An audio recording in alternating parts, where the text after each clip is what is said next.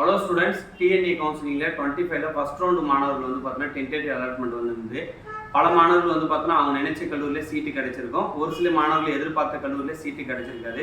So அதை பற்றி worry பண்ணாதீங்க. ஸோ உங்களுக்கு கிடைச்சிருக்க சீட்டில் உங்களுக்கு அதை அக்செப்ட் பண்ணீங்க, இல்லை அப்பேடு கொடுங்க, மேபி சீட்டு கிடைக்கலாம். ரியாலிட்டியை சொல்கிறேன்னா இந்த வருஷம் டிஎன்ஏ கவுன்சிலிங் வெரி டஃப் தான்.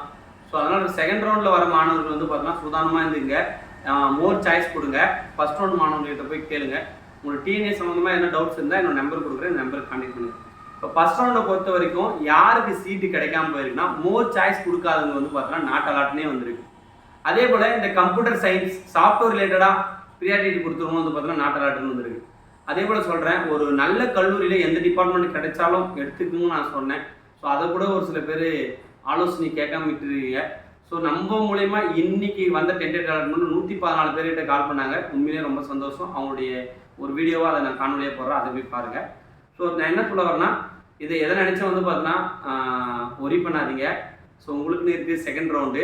ஸோ அந்த செகண்ட் ரவுண்டை கொஞ்சம் யூட்டிலைஸ் பண்ணிங்க. சப்போஸ் நாட் அலாட்னு வந்தவங்க, இல்லை ஒரு சில பேருக்கு வந்து பார்த்தீங்கன்னா ஒரு சில கல்லூரியில் சீட்டு கிடைச்சிருக்கோம். அந்த சீட்டு வந்து பார்த்தீங்கன்னா நீங்கள் எதிர்பார்க்கறதுக்கு மேலே யாராவது வச்சுருக்கலாம். ஸோ அப்படி வந்தால் நீங்கள் டிஎஃப் சென்டர் போயிட்டு நீங்கள் அன்லாக் பண்ணிவிட்டு நீங்கள் வந்து செகண்ட் ரவுண்டில் பார்ட்டிசிபேஷன் பண்ணுங்கள். ஏன்னா மேல் காலேஜும் அதே போல் தான் இருக்கும். அதனால் உங்களுக்கு கொஞ்சம் இது வரும். அது நம்ம கால் பண்ணி ஒரு சில பேர் மாணவர்கள் வந்து பார்த்தீங்கன்னா கேட்டாங்க. எனக்கு ரொம்ப கஷ்டம், அந்த பொண்ணு வந்து ரொம்ப கஷ்டம் ஃபீல் பண்ணாங்க. ஸோ நீங்கள் சாய்ஸ் ஃபில் பண்ணுறீங்கன்னா தெளிவாக பண்ணுங்கள். ஸோ சாய்ஸ் ஃபில் பண்ணும்போது தெளிவாக சொல்லிடுறேன், ஒரு கம்யூனிட்டிலையும் எவ்வளோ சீட்ஸ் ஒதுக்கி இருக்காங்கன்னு தெரிஞ்சுக்கிங்க, தவறு இல்லை. அதையும் ஒரு வீடியோவை போடுறேன். ஏன்னா உங்களுடைய கம்யூனிட்டி பேஸ் பண்ணி தான் உங்களுக்கு சீட் கொடுப்பாங்க. ஓசியில் இருந்தாலும் உங்களுடைய கம்யூனிட்டிலேருந்து நீங்கள் ஓசியில் சீட் எடுத்துக்கலாம்.